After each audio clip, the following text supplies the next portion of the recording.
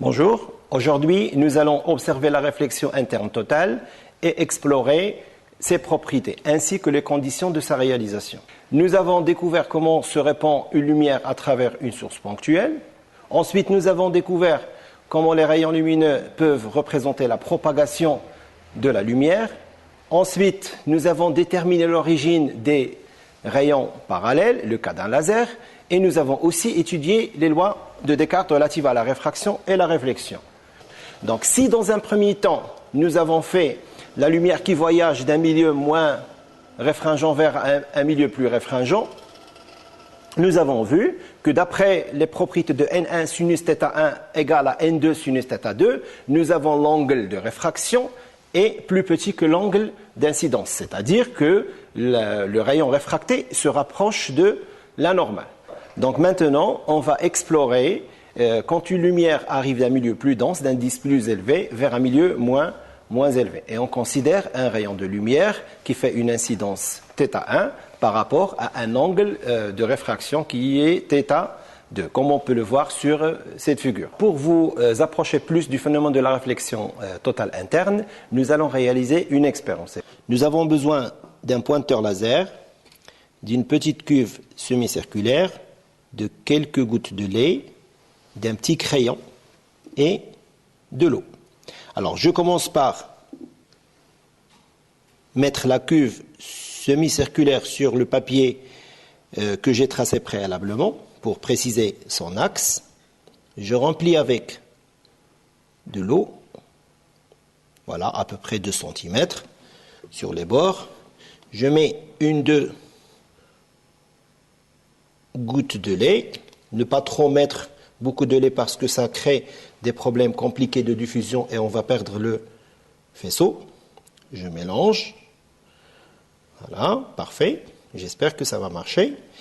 Je prends mon rayon, mon faisceau laser que j'allume, vert, c'est comme ça, voilà. On commence l'expérience, on considère un rayon incident qui va directement vers le milieu de la face plane, et tous les rayons qu'on va considérer vont être des rayons qui se dirigeront directement vers la moitié de cette face. Pourquoi? Parce que cette face qui est semi-circulaire, normalement, quand on est directement vers ce point qui est considéré comme le centre situé sur l'axe principal de cette face semi-circulaire, nous allons être confondus avec la normale et les rayons vont être réfractés.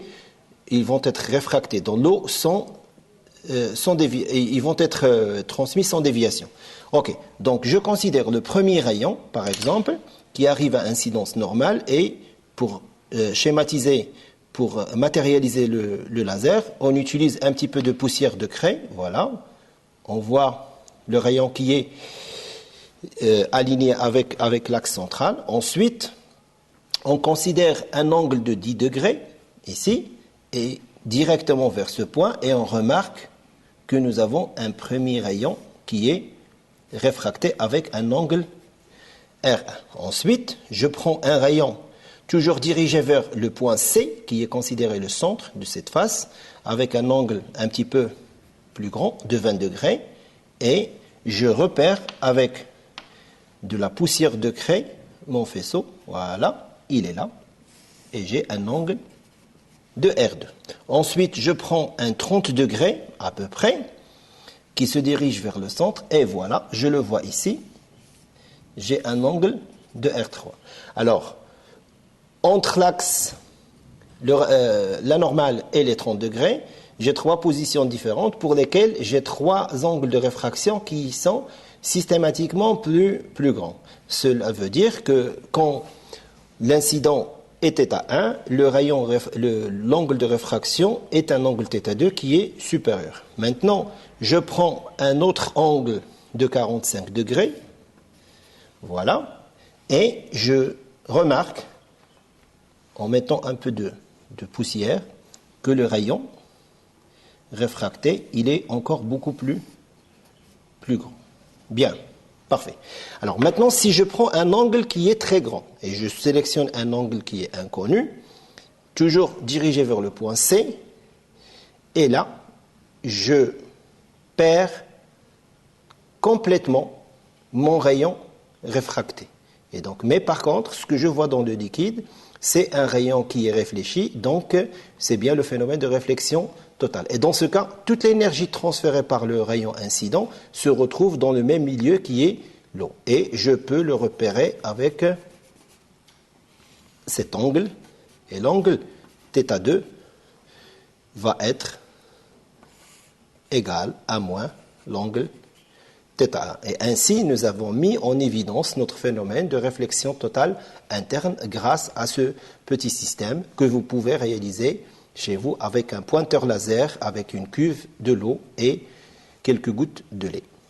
Comme exemple d'illustration, nous allons considérer une bouteille remplie d'eau et on va aussi utiliser un faisceau laser pour essayer de simuler ce phénomène de réflexion totale interne. Donc, nous avons la bouteille, nous allons ouvrir le bouchon pour dégager un petit peu d'eau et on va pointer aussi le laser de l'autre côté.